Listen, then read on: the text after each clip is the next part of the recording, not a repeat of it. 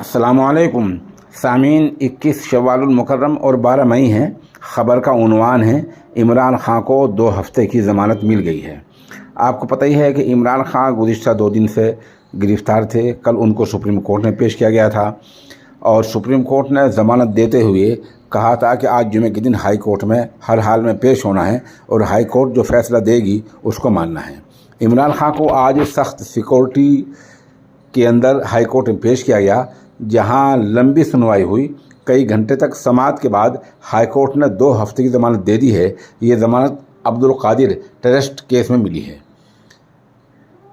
पता ऐसा चल रहा है कि हाई कोर्ट ने यह भी कहा है कि किसी नए मुकदमे में उनको गिरफ़्तार ना किया जाए।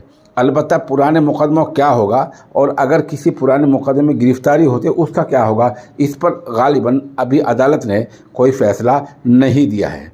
उधर पता चला है कि पाकिस्तान की काबीना की आला सतही मीटिंग हो रही है। इस मीटिंग में कोई अहम फ़ैसला लिया जा सकता है जिसके बाद हालात कुछ और भी बदल सकते हैं।